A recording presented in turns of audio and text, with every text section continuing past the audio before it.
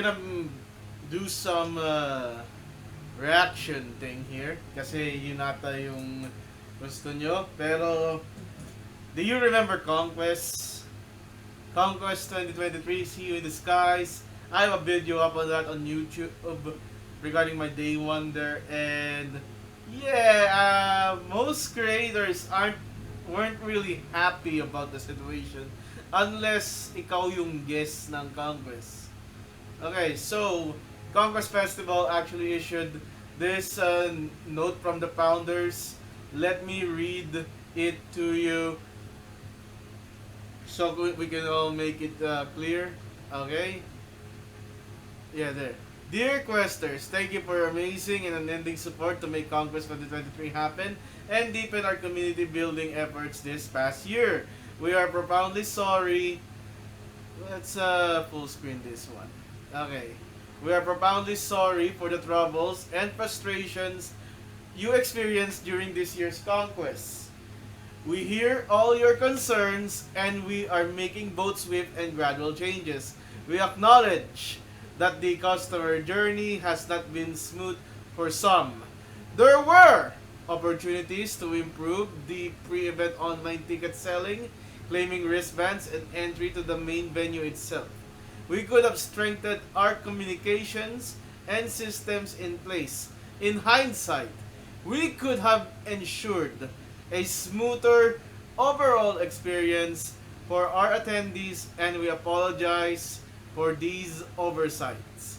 On day 3, we immediately implemented solutions to improve crowd control, such as rearranging entry and exit points, managing the lines, and buying out food and beverage concession stands, which we distributed to the people in line.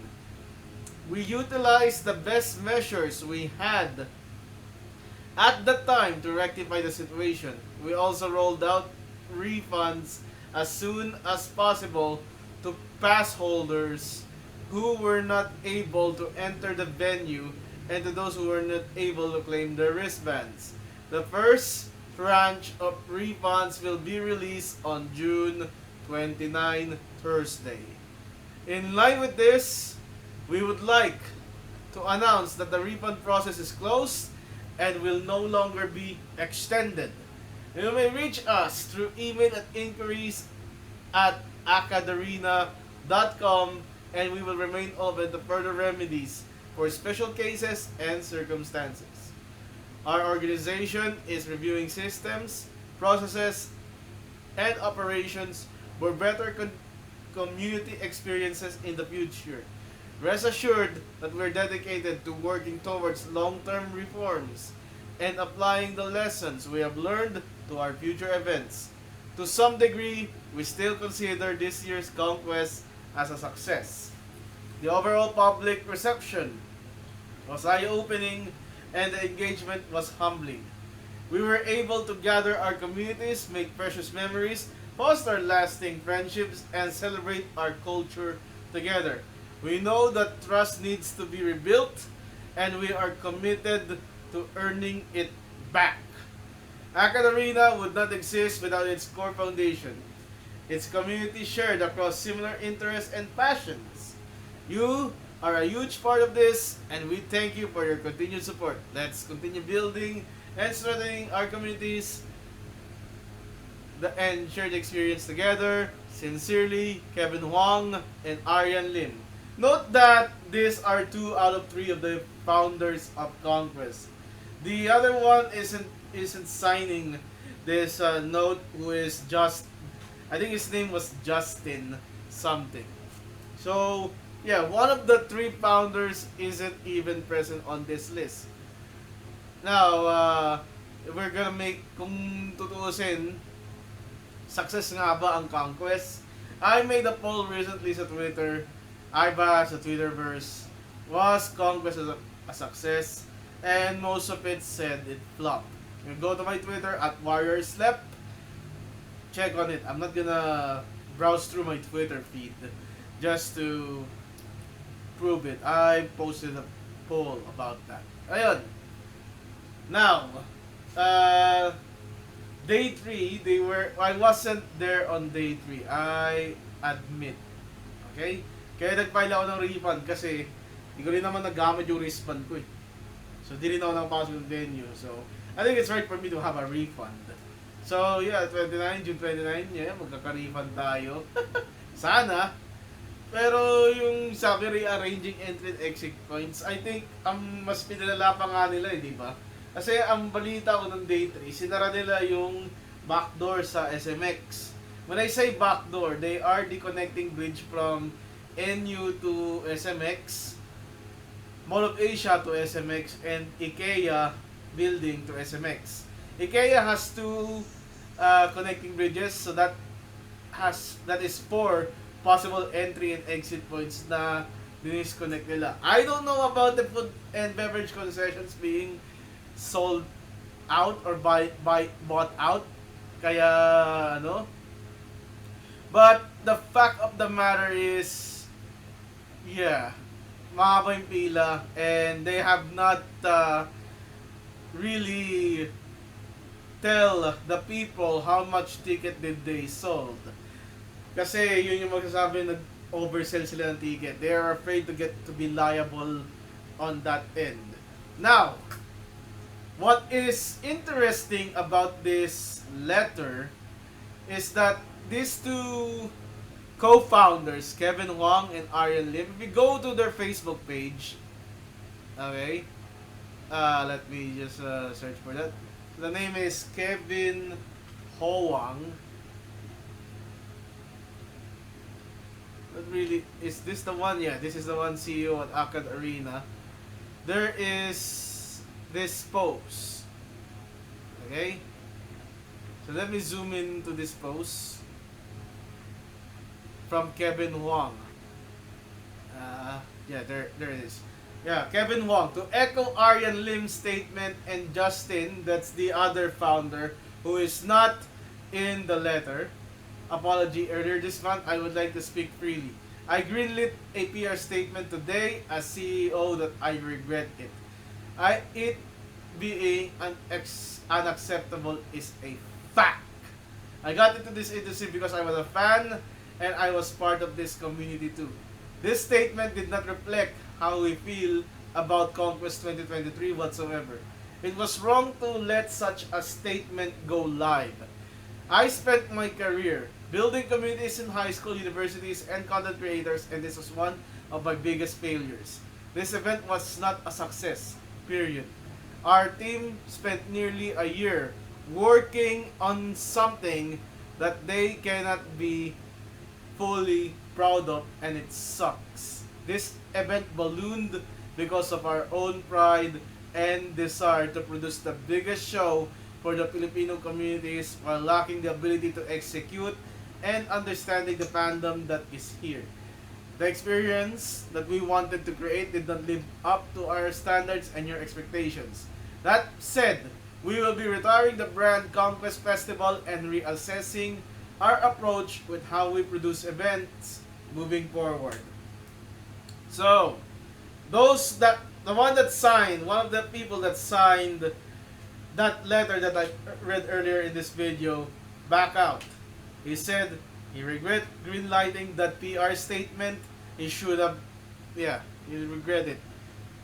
Next is Arian Lim, the third co-founder of the CONQuest Festival. So this is our side of the story. Saw the anger, saw the frustrations, whether during the con and on the comments. Honestly, we are still there. That's why we had to convince our team to let us speak even if we're not advised not to at this time. Kevin Huang also has his piece to share. If negative comments are gonna be thrown our way, either way, let it be in our own voice. We didn't get into the business anyway to not be able to talk to the online community. No, it wasn't a success.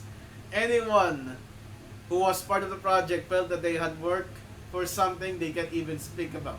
Last year, we wanted to just aim for operational excellence. But the event was scope creep to oblivion. I don't know what that means. Hindi ko alam ibig sabihin nun. As it was a part of a shared goal, many of us took on responsibilities associated with the convention, con. Albeit, not soon enough to prevent the issues that did appear during the convention itself. People were congratulating us day one. That's true. Totoo yun. Maganda yung day one. Kung tutusin, yung day one yung pinaka-manageable. Nakapag-boot pa ako ng day one eh. Yung day 2 talaga, sa day 3 yung... Damn. Yeah, many of us didn't accept the early praise. Even getting there was a painful process. The rest was internet history.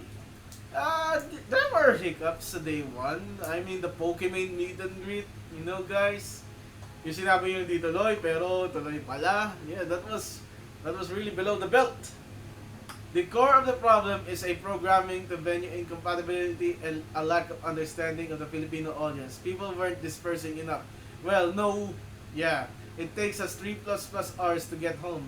If I'm a fan, I will camp for more just to see my idol. It's unacceptable that that's the core of the problem we arrive at. Basic, We wanted to talk about premium when we can talk about the basics. We need a hard reset. Therefore, the team has agreed to return CONQuest Festival as a brand and as a vision. It's not reflective of how we want to produce events moving forward. We aren't just offering an apology, we're enacting a change. You're not the only ones who doesn't want another year. So yeah, CONQuest is as dead as E3. So, tingnan natin ha. So the letter was published 19 hours and then they apologized like 4 hours later. 4 hours later sila nag-apologize, di ba? Let's see. Kevin Wang. So 19 hours ago, 14 hours. So around around after 19 hours, 4 to 5 hours after the apology was stated, they kind of retracted it, or the PR statement was retracted.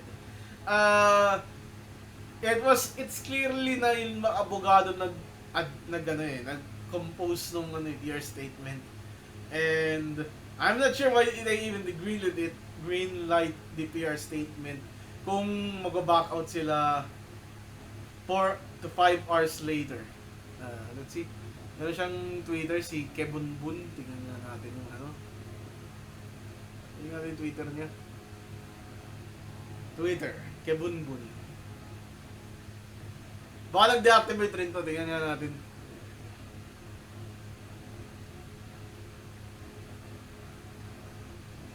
Okay, that's Kebunbun. Okay, he's not even talking about CONQuest in his own Twitter. Okay, so, that's unfortunate. Okay, let's adjust again. For the sake of everyone who attended CONQuest, I think, regardless of the statement that was made by the PR team, by the lawyers, that they're saying the CONQuest Festival is a success, that is a different perspective of the event. But if that PR statement that these founders published and then they retracted it 4 to 5 hours later, 4 to 5 hours later or something, 19 hours, like 14 hours, math is hard. I can say CONQuest 2023 really failed, with the lack of the better term, and CONQuest is pretty much dead. I'm going to post the whole statement on my YouTube, the whole letter and the co-founder statement, and there's gonna be a video about this. I mean, that's why I'm filming. The video is gonna be produced right after this. Yun. So rest in peace to CONQuest Festival. We're gonna be seeing Pokemon next year. Telling you that. Or plushies. Actually, gusto ni Angel Skimmy yung di ba, alam ko na sa stream ako niya dati. Angel Skimmy yung gumagawa ng ASMR content sa YouTube. Si Plushies dati, sabi niya gusto pa naman niya pumunta sa CONQuest. Kasi nagkaroon siya ng FOMO. Eh, wala. Ngayon, wala nang conquest. Okay. Well, sucks. Pero ganun talaga, nag-oversell kayo eh. Ngayon, peace out.